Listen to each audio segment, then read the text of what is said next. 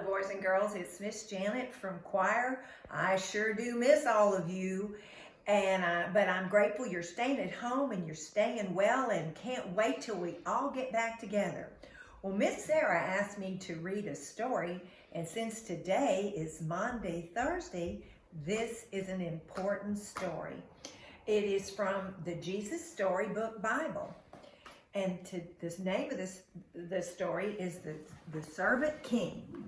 The Last Supper, from Mark 14 and John 13 through 14. It was Passover, the time when God's people remembered how God had rescued them from being slaves in Egypt. Every year they killed a lamb and ate it. The lamb died instead of us, they would say. But this Passover, God was getting ready for an even greater rescue. Jesus and his friends were having the Passover meal together in an upstairs room, but Jesus' friends were arguing. What about? They were arguing about stinky feet. Stinky feet? Yes, that's right, stinky feet.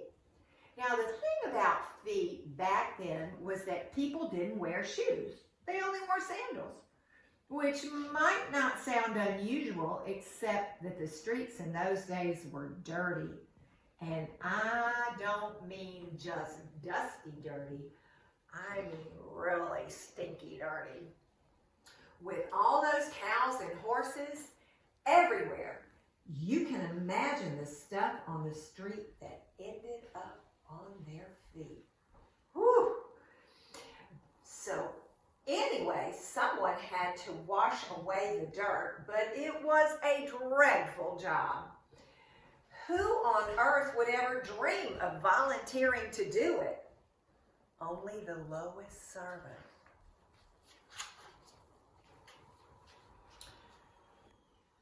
I'm not the servant, Peter said. Nor am I, said Matthew.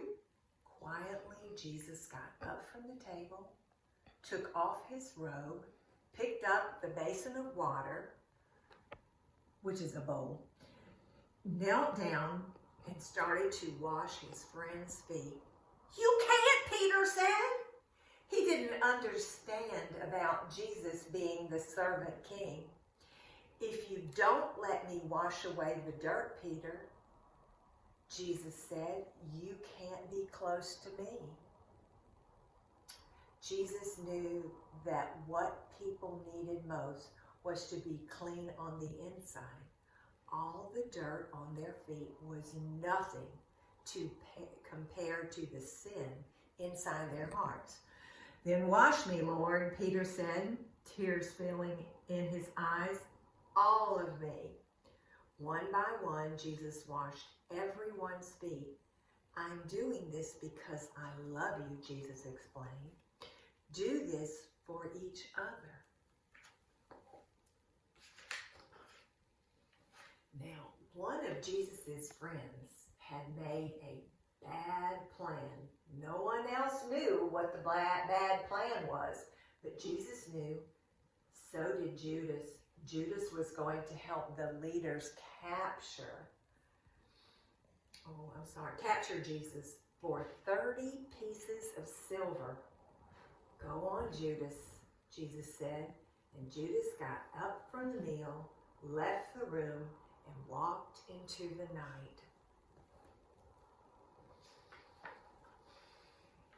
Then Jesus picked up some bread and broke it. He gave it to his friends. He picked up a cup of wine and thanked God for it. He poured it out and shared it. My body is like the bread. It will break. Jesus told them, the cup of wine is like my blood. It will pour out. And this is how God will rescue the whole world. My life will break and God's broken world will mend. My heart will tear apart and your hearts will heal. Just as the Passover lamb died, so now I will die instead of you. My blood will wash away all your sins, and you will be clean on the inside in your hearts. So whenever you eat and drink, remember, Jesus said, I rescued you. Jesus knew it was nearly time for him to leave the world and go back to God. I won't be with you long, he said. You're going to be very sad, but God's helpers will come, and then you'll be filled up with a forever happiness that won't ever leave. So don't be afraid. You are my friends, and I love you.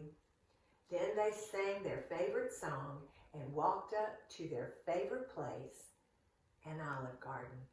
That was a lovely story, boys and girls. And as I said, I've been thinking of all of you and praying that you stay safe